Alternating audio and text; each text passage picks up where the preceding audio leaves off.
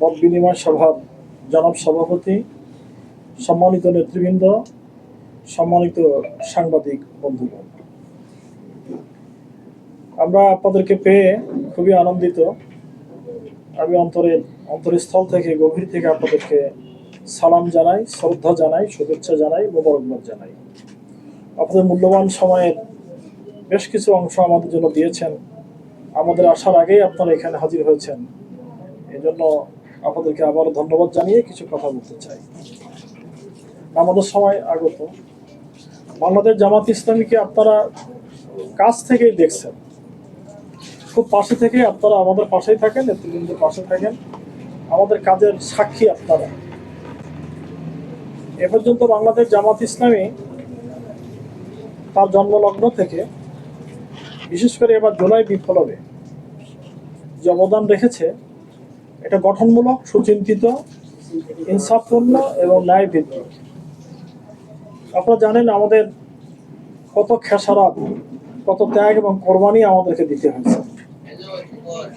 আমাদের জামাতের সম্মানিত আমির জামাত মাওলানা মতিউর রহমান নিজামী থেকে শুরু করে নিয়ে 11 জন কেন্দ্রের শীর্ষস্থানীয় নেতৃবৃন্দকে কাকে ফাঁসিতে ঝুলতে হয়েছে, কাকে কারাগারের ভিতরে নির্যাতিত হয়ে কারাগারের মধ্যে মৃত্যুবরণ করতে হয়েছে।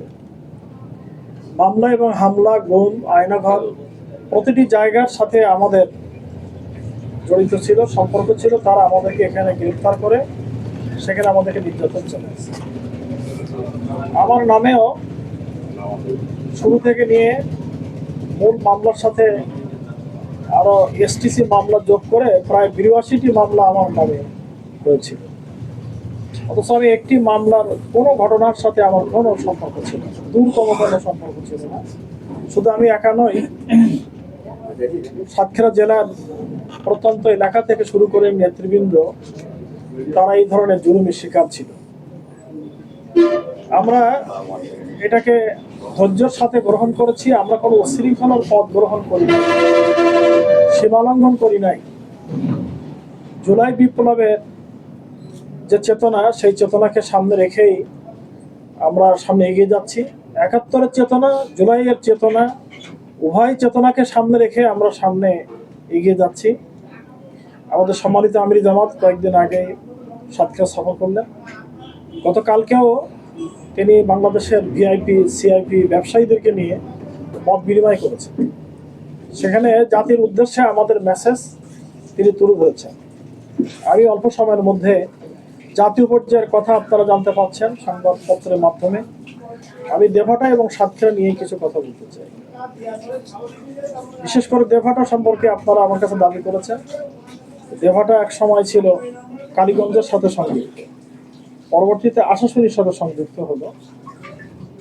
আমিও জানি, আমিও এটা আপনাদের কথার সাথে একমত যে অনেকাংশেই কালীগঞ্জ এবং আশাশুনিতে যে উন্নয়ন হয়েছে, সেখানে দেভাটায় উন্নয়নের মাত্রা অনেক কম।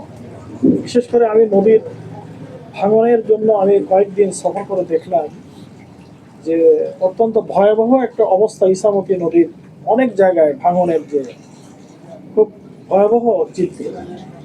এই নদীটি যদি ভালো বাঁধ দেওয়া যেত, আজকে পর্যটন কেন্দ্র নদীর ধারে, রাস্তাঘাটগুলো সত্যি অত্যন্ত সংকীর্ণ। আমি গত পরশুদিন গিয়েছিলাম, পরশুদিন কি তার আগের দিন, যে দেখলাম গাড়ি ঘোড়াগুলো সেখানে যাতায়াত করতে পারে না, চলতে পারে না।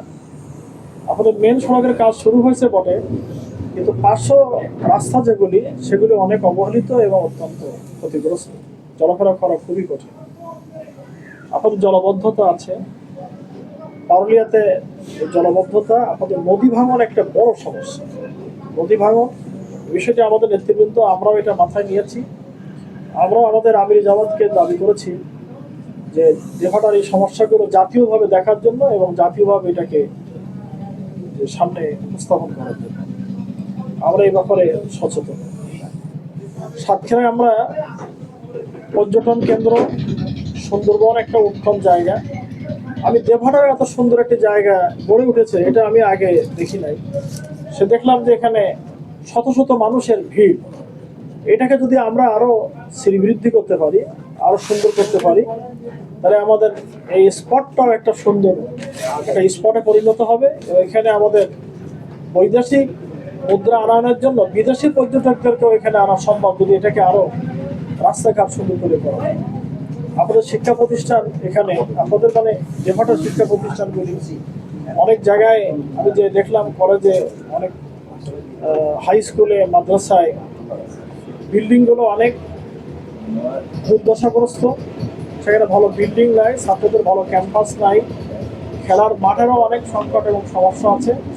এই বিষয়গুলি আমাদের কাছে চিন্তিত হয়েছে। অনেক এলাকাতে জলবদ্ধতার কারণেও ফসলের ঘাটতি হচ্ছে। এই বিষয়গুলি আমাদের নজরে নেতৃবৃন্দ দিচ্ছেন, আমরাও এটাকে নোট করেছি, আমরাও এটাকে সমস্যা জানার চেষ্টা করছি। আমি আপনাদের কাছে অনুরোধ করব, আপনারা মাঠে ময়দানের খবর আরও জানেন, মানে আমাদের চোখে যেগুলো আসতেছে এর সাথে যদি আপনারাও আমাদের কাছে নোট দেন, আপনাদের পক্ষ থেকেও আমাদের কাছে সহযোগিতা করেন, আমরা আপনাদের সহযোগিতাকে সাদরে গ্রহণ করে আমরাও দেভাটাকে সামনের দিকে এগিয়ে নিয়ে যাওয়ার জন্য আমরা চেষ্টা করব। ইতিমধ্যে আপনারা একটা সুসংবাদ শুনেছেন যে সাতক্ষীরা জেলা ডিসি সাহেব সেদিন বলছিলেন, সাতক্ষীরা জেলাটি আমাদের সাতক্ষীরা কিছু কৃতি সন্তান, বিশেষ করে আমাদের ধন্যবাদ দিতে হয় cabinet secretary doctor Abdul Rashid সাহেবকে। আপনাদের দেভাটাতেও অনেক কৃতি সন্তান আছে। আজকে আমার সকালে কথা হচ্ছিল, আপনাদের এডিশনাল সেক্রেটারি ছিলেন পরিবেশ অধিদপ্তরের, যিনি মহাপরিচালক ছিলেন, উনি সচিব হয়ে গেছেন। উনি ওনার সচিব পদমর্যাদার জন্য তিনি আমার সঙ্গে যোগাযোগ করছিলেন, আমিও ক্যাবিনেট সেক্রেটারির সাথে, এবং যেখানে কথা বললে হয় আমাদের মুরব্বীদের দিকে দিয়ে আমির জামাতকে দিয়ে কথা বলেছি যে দেভাটার সাতক্ষীরা একজন কৃতি সন্তান, তাকে পদোন্নতি দেওয়ার জন্য।